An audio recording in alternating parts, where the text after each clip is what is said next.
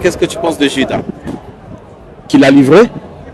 Apparemment, c'était un de ses plus grands apôtres, Judas. Judas était l'un de ses disciples, oui. Oui, mais c'était un de ses plus grands fidèles, à ce qui paraît. C'est pas lui qui l'a balancé. Il l'a balancé. Mais en quoi cela change? Regarde, Dieu nous donne le choix, mon frère. Dieu n'est pas un bourreau. C'est juste pour te dire que l'amour... Omniscient. Tu peux pas...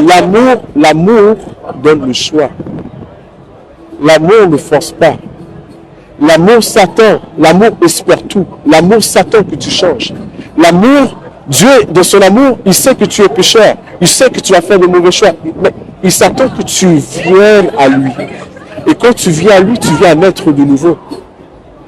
Tu nais maintenant, tu reviens à la nature pour laquelle il t'a créé. Si le péché te sépare de lui, désormais il te délivre. Et tu sais comment il nous en délivre? Non seulement au travers de Jésus-Christ qui a été crucifié, qui est ressuscité, tout comme les prophéties l'ont dit, mais il nous donne son esprit à lui. Il nous l'a promis. Mais est-ce que dans la Bible, ils n'ont pas dit qu'il y aurait un autre prophète et ça sera le dernier? Ça n'a jamais été dit ça. Au contraire, tu sais qu'est-ce que la Bible dit? Des théologiens, ils ont dit ça. C'est pour ça que Alléluia, c'est pas vrai dans toute la Bible. Alléluia, ça veut dire... Ça veut dire loué soit le Seigneur. Mais la Bible, loué soit le Seigneur. Elle n'a pas été écrite en français. Ou mais vous le savez très bien. Il y a eu le Qumran qui a été retrouvé de 1947 à 1956. Ils ont comparé ça avec les écrits des Juifs massorétiques, qui a eu un écart de 1000 ans, etc. En plus des 27 000 copies.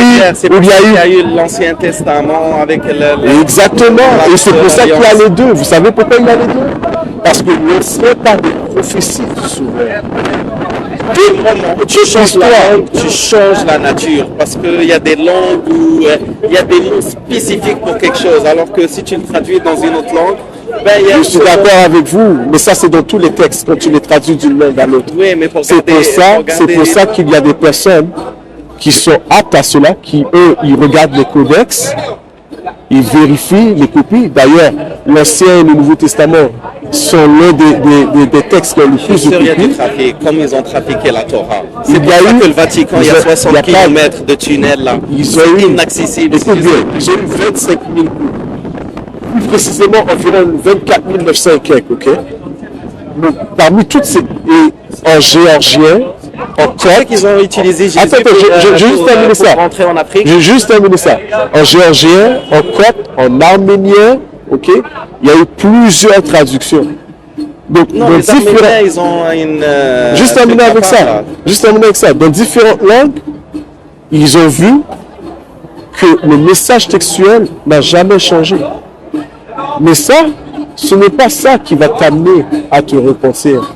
Ce qui va t'amener à repentir, mon ami, c'est le fait de savoir que Jésus t'aime, qu'il est venu, qu'il a donné sa vie pour toi et qu'il veut te donner son esprit, la présence de Dieu lui-même. C'est le Saint-Esprit qui vient habiter en toi qui nous change.